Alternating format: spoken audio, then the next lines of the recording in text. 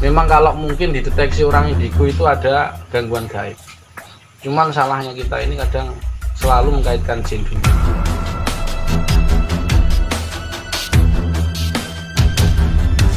atau lupa bahwa jin itu masuk itu juga karena psikologis. Nah, itu tadi mengeluhkan kepalanya pusing sebelah kiri. Setelah itu apa, saya kasih solusi, jengkel. Jadi jengkel ini memicu penyakit manusia, bahkan gangguan gaib. Jadi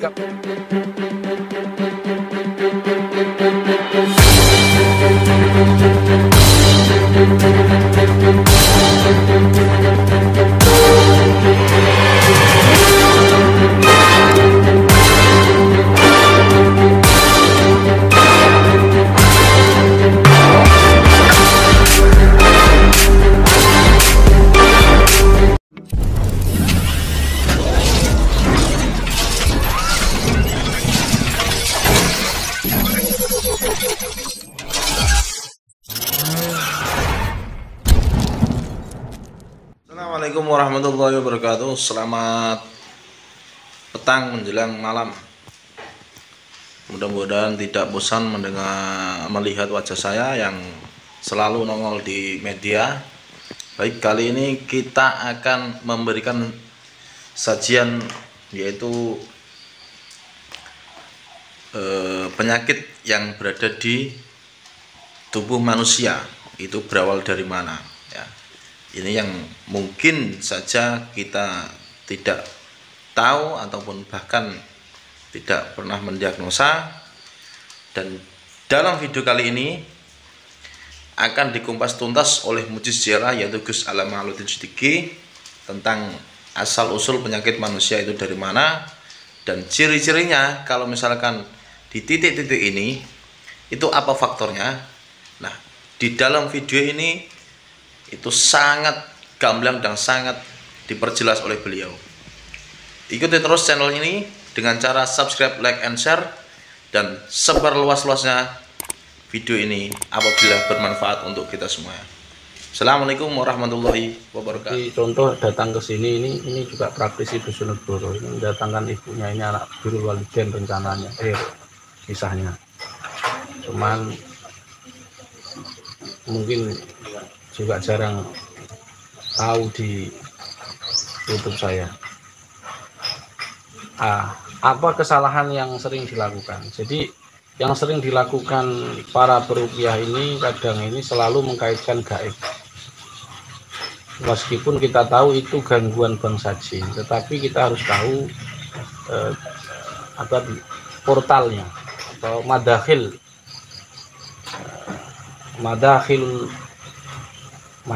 jan, madakhilus syayatin. Ada harus tahu pintunya. Dan itu sudah diasyaratkan di Al-Qur'an. Jadi kalau di Quran, saya ngomong masalah Quran. Di Quran itu penyakit itu asal mulanya dari kesalahan manusia sendiri, bukan jin. Meskipun ada kemungkinan kontribusi jin, tapi itu beberapa hadis kayak seperti misalkan kendaraan wanita, inna hadhihi ruqyatun min raqadati syaitan. Tapi itu kan hadis. Kalau kita mengambil sumber asli di Al-Qur'an, itu penyakit itu karena faktor wabyadat ainahu minal huzni wa huwa kadhib. Jadi ada huzn, sedih, dan jengkel. Ini yang kesini itu kebanyakan praktisi yang nggak aktif atau aktif tapi bingung, jam terbangnya kurang panjang. Nanti bawa kesini para sahabat. Jadi tadi datang ibu ke sini, ibunya ngeluhkan. Memang kalau mungkin dideteksi orang indigo itu ada gangguan gaib, cuman salahnya kita ini kadang selalu mengkaitkan jin dulu, atau lupa bahwa jin itu masuk itu juga karena psikologis, yaitu karena huzni, sedih, wa huwa kadhib. Seringlah saya dicurhati di WA itu, wah sampai saya itu malah buka WA karena banyak curhatan, belum sembuh, sihir belum sembuh, padahal sudah sering saya sampaikan, tapi ya harus sabar lah. Nah, ibu tadi mengeluhkan kepalanya pusing sebelah kiri. Setelah itu apa, saya kasih solusi, jengkel. jengkel. Jadi jengkel ini memicu penyakit manusia, bahkan gangguan gaib. Jadi kalau ada gangguan gaib, misalkan sihir, ini kan deteksinya sihir, tapi setelah kita deteksi lagi, kita swab, nggak ada sihir. Yang ada adalah di belakang rumah memang angker, dan memang sebagian ada beliau ini terindikasi ketempelan. Tetapi saya nggak ngomong jinnya, tapi karena jengkel. Setelah kita kejar, pertanyaannya kenapa jin umpama nempel, kan semaunya kan, bisa kiri bisa kanan, tetapi kenapa Allah tempatkan sekali lagi, kenapa Allah tempatkan di sebelah kiri? Kenapa tidak Allah tempatkan saja, diizinkan Allah di sebelah kanan saja? Misalkan ketempelan disukai jin misalkan, pak begini kan, pusingnya kenapa sebelah kiri, kenapa nggak kanan? Ini harus kita diagnosa para sahabat. Nah biasanya itu karena faktor jengkel. Ingat ya, ini ilmu titen-titen ya. Kalau kiri biasanya cenderung perempuan, kalau kanan biasanya laki-laki. Setelah kita diagnosa, sebelah kiri Ibu Nadi sudah di sepuro, dia memaafkan orang yang jengkel, terutama perempuan. Alhamdulillah sudah enteng. Yang tadinya sering pusing, sudah enakan. Walaupun sebelah kiri kan masih ini.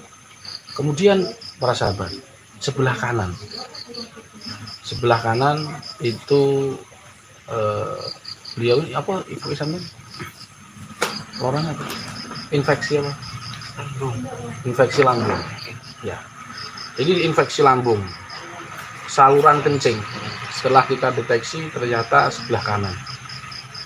Saluran lambung, pokoknya berhubungan lambung itu erat hubungan dengan pasangan. Misalkan miom, kiri apa kanan, itu bisa dilihat. Kalau dia cenderung kiri, biasa jengkel sama laki-laki, nggak bisa move on. Jadi sekali lagi memang ranah psikologis dan harus dimaafkan. Kamu pakai metode apapun, entah itu tarik langsung, pakai celana, lagi, ini, dalam gandul di Pak Darmo, endok martabak dan sebagainya, itu ya tetap aja percuma. Makanya ayo solusinya tetap mengarah kembali ke Al-Quran, bahwa Allah mengisyarahkan bahwa kalbi. Jadi jengkel itu punya pemicu penyakit. Dan tadi Ibu sudah saya peringatkan, secara informasi pengarahan, jengkel sama suami harus ini sengaja nggak saya wawancarai beliau karena ya kita tahu privasi itu penting. Kecuali tadi ini kan bukan pasien, dia pengantar saja, walaupun dia sebenarnya yang bermasalah, belum diruqyah. Sudah diruqyah ya? Oh sudah, dia nggak ngatasi ya, seperti ini bagus. Jadi kalau sudah diruqyah nggak ngatasi, pergi ke sini nggak masalah. 4 kali ya, sudah diruqyah 4 kali belum sembuh, datang ke sini baru. Baik para sahabat SGTV dimanapun Anda berada, itulah tadi diagnosa yang disampaikan Mujiz Jamiah Ruqyah Aswaja, yaitu Gus Alam Ma'alatul Siddiqi. Mudah-mudahan sedikit memberi penjelasan kepada kita semuanya tentang diagnosa penyakit yang berada di manusia. Dan apa sih diagnosanya, kok bisa mendiagnosa? Nah, kali ini video selanjutnya yaitu tentang cara mendeteksi atau mendiagnosa penyakit di tubuh manusia. Bagaimanakah caranya dan bagaimanakah ayat-ayat yang dipergunakan atau apa yang diajarkan oleh guru kita. Kita diagnosa. Jadi nanti diagnosanya seperti itu, tidak hanya ibu sampai jengkel. Belah mana? Kiri. Kemudian pegang yang kiri. Cukup baca hamdalah, sholat Ibrahimiyah, dikira ya Allah. Jadi kamu yang baca, dia yang nirukan. Ya Allah, jika misalkan bagian hamba yang sentuh bagian kanan ini, atau sebutkan saja kalau dia sudah diketahui dokter lambung misalkan, atau miom, disebabkan karena hamba jengkel, menyimpan jengkel atau menyimpan trauma, menyimpan sedih kepada ini, hamba maafkan, hamba ikhlas, hamba ridho ya Allah, sebagaimana engkau mengatakan fa'fu wasfahu, hamba taat kepadamu, bukan sekedar ingin sembuh tetapi hamba ingin taat kepadamu. karena Engkau memerintahkan untuk memaafkan setiap orang. Hatta ya'ti Allah bi amri, oleh sebab itu ya Allah, ampuni hamba ya Allah, ampuni. Istighfar dulu dia, jangan langsung minta sembuh. Jadi caranya hamdalah, sholawat, pegang tempat yang sakit, ingat-ingat karo kiri cenderung laki-laki, karo kanan kiri perempuan, kalau kanan laki-laki. Nah, pertanyaan kenapa saya tahu kok suaminya? Kan saya tanya tadi kan suaminya. Kok tahu kenapa? Karena lambung ini hubungan dengan erat, saluran kencing dan lambung itu kan erat dengan nafkah. Makanan perempuan kan dia dari nafkah laki-laki banyak. Oleh sebab itu kebanyakan memang itu isyarah dari Allah bahwa itu jengkelnya dari suami, jenggeli suami. Makanya syaratnya harus dimaafkan. Siapa saja perempuan yang jengkel pada suaminya, dimungkinkan dia akan datang penyakit. Meskipun itu medis, tetap harus dimaafkan. Dan bahkan setelah nggak dimaafkan, kemungkinan datang penyakit.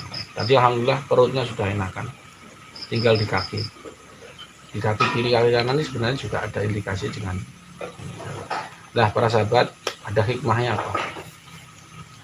Hikmahnya adalah, dan ini sering saya sampaikan ya, nonton tolong dicatat dan tidak perlu saya ulang-ulang ya. Kalau seandainya sampean nggak paham lagi ya tetap tak ulang-ulang lagi, karena pahalanya mengulang-ulang luar biasa.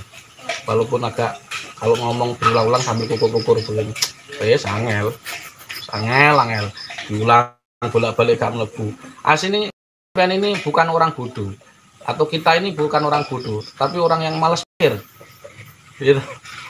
Nggak ada orang bodoh, itu nggak ada. Kayak sampean semua nggak ada yang bodoh, cuman males mikir ya, males nonton video. Coba beliau ini kakinya sakit sini, asam aurat normal, semua normal. Terus bagaimana terapi saya? Tuh lihat sekarang, tuh lihat, itu ada liang lahat. Insya Allah nanti akan dibuat mercon atau dibuat apa ini, sampai kota euro wajin wapi. Ini persegi panjang, masuk sikil sakit masuk. Pikir dewi, sikil itu bisa melebuka. Nah iya tiga calon tuh. Nah pokoknya hampir bisa melebu ya. Nah nanti kita akan teruskan. Tadi sudah saya mandikan dengan kelor, sudah saya asma, tapi kita lihat masih ada gangguan. Sudah saya janji, bukan janji, saya jadi tegaskan, Bu, ini insya Allah 3 kali. Berapa tahun sakit? Berapa tahun sakitnya gue?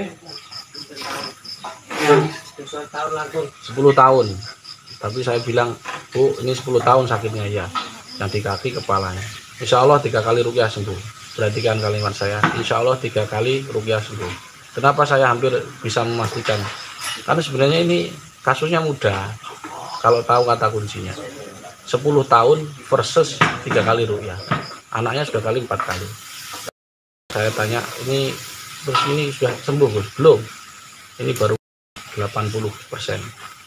Yang 20%. Nah, memang kita nggak bisa menentukan sembuh, yang bukan Allah. Cuman kan dari segi diagnosa ala ruqyah ini kita harus bisa juga diagnosa terus sejauh mana dia ini. Tapi apa yang harus dilakukan? Perhatikan, tadi ibu masih mengeluhkan di cengel ini sama di kaki. Terus pertanyaannya, terapi apa yang saya lakukan? Terapinya seperti itu. Nanti coba di shot. Nanti kakinya dimasukkan ke tanah, kemudian kita akan grounding, kita akan masukkan, kita bacakan ayat-ayat ruqyah lagi, sudah jelas ini nanti air kelor yang sudah diasma. Jadi kita tetap sabar para sahabat, dan tidak perlu, kalau di saya ini nggak perlu daftar dan nggak perlu antri. Pokoknya asal sudah diruqyah dulu. Nanti kalau kalian bawa ke sini belum diruqyah, nanti tak marahin. Saya ulangi, tak marahin, tak suruh copot rompinya. Belum diruqyah, belum copot rompinya. Ngapain kamu bawa nama-nama jamnya ruqyah swaja, nggak ngeruqyah? Takut ya gak apa pakai rompi. Takut ya pakai seragam merah putih itu kembali ke sekolah SD. Nah, kadang ya pakai rompi nggak mau ruqyah, ya kan ngebuk-ngebuk idolnya. Kayak gitu para sahabat. Saya itu bukan marah, tapi tegas gitu loh maksudnya. Saya ulangi, kalau kesini belum dirukyah nanti tak marahi. Jadi saya ini berat wasit, kalau kamu keliru semprit. Karena kamu sudah pakai rompi JRA. Ya kalau pakai rompi lain monggo, Satpol PP misalkan, nggak masalah. Tapi nama baik JRA ini ya tercemar gara-gara sifat penakut. Itu sering saya sampaikan. Ya ini harus punya mental seperti rakyat Palestina. Jadi kalau diserbu, santet, bangkit lagi, hajar lagi, wiridan lagi, zikir lagi, bangkit lagi, istighfar lagi, bangkit lagi, santet lagi, bangkit lagi, begitu. Hatta ya'tiyakal yakin, sampai kita meninggal dunia. Harus bermanfaat untuk umat. Ada orang datang kepada Nabi tersengat Allah, "Ilke ya Rasulullah."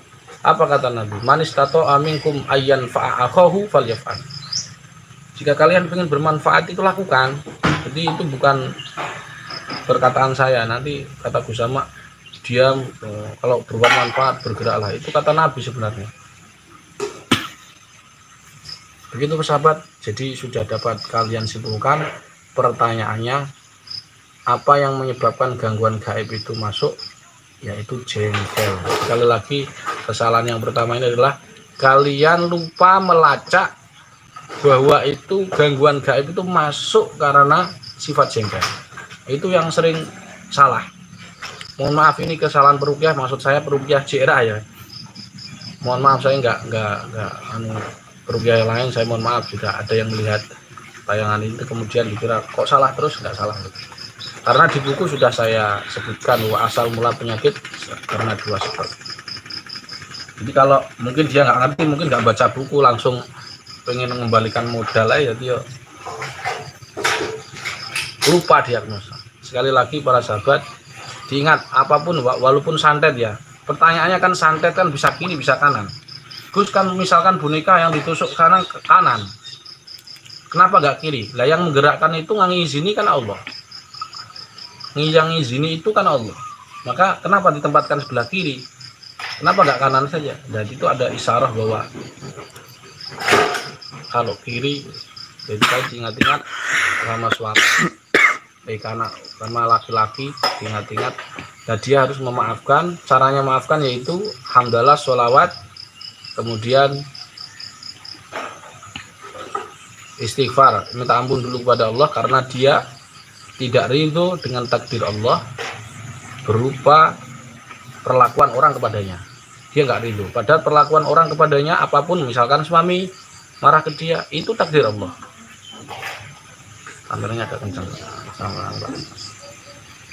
Jadi itu takdir Allah. Oleh sebab itu harus dimaafkan. Begitu. Terus mohon maaf, ini saya agak tergesa-gesa karena di depan itu ada praktisi dari Wonogiri datang ke saya juga, katanya sudah diruqyah. Sudah, siapa yang ruqyah? Si A. Lah kamu nggak ruqyah? Enggak. Aduh, Wonogiri angel di swab ketarik kemana? Tanya dulu, swab itu apa Gus? Allah gak ngerti. Padahal untung dia nggak pakai rompi tadi. Kalau pakai rompi tak ganti SD. Allah, jadi itu ada dokter, dia ini fobia suntik, ini sambil nunggu. Terus yang kedua nanti ada juga ini kameramen, ini mau tak grounding juga, nak mandi jinabah, mandiin, ini masalah. Banyak orang bermasalah. Tapi kalau tahu kata kuncinya, insya Allah sembuh. Begitu saja. Mudah-mudahan bermanfaat. Sekali lagi, kesalahan yang pertama yaitu kalian lupa bahwa gangguan gaib itu masuk karena psikologis. Jadi kalau ada penyakitnya gangguan gaib non medis sama psikologis, yang dibuang mana dulu? Psikologisnya dulu. Terus kemudian kalau ada benturan penyakit, ini mediskah atau non medis, maka yang dibuang non medisnya dulu. Misalkan santet tapi sudah berkamuflase ke tumor, maka jangan dioperasi dulu. santetnya dulu dikeluarin sesuai SOP, baru kalau belum sembuh sesuai SOP, karena ini sudah ranahnya ke fisik bukan metafisik lagi, jadi angkat. Begitu para sahabat tumornya. Tapi kalau pertanyaannya, kalau psikologis dan gangguan gaib dulu. Kalau psikologis dan medis yang dibuang mananya dulu? Psikologis. Jadi tetap menjadi pacuan kita. Orang sakit itu adalah karena jengkel dan kesedihan. Oleh sebab itu para sahabat, kalau kalian pengen nggak sakit, jadilah waliullah. Karena syarat waliullah itu la khaufun alaihim wa lahum yahzanun. Nggak pernah sedih, nggak pernah takut, nggak jengkel, sabar. Istrinya galak ya biarin. Iya kan? Bukan cari laki, enggak. Istrinya galak ya biarin. Mana itu pahala kita. Mudah-mudahan bermanfaat. Shallu ala Nabi Muhammad. Allahumma salli wa sallim ala Nabiina Muhammad alaihi salam. Salatan tadumu wa tudaini mamaral layani wa tulad dawam. Allahumma salli wa sallim ala Nabiina Muhammad alaihi salam. Salatan tadumu wa tudaini mamaral layali wa tulad dawam. Allahumma bihamdika asyhadu an la ilaha illa anta astaghfiruka wa atubu ilaik. Assalamualaikum warahmatullahi wabarakatuh.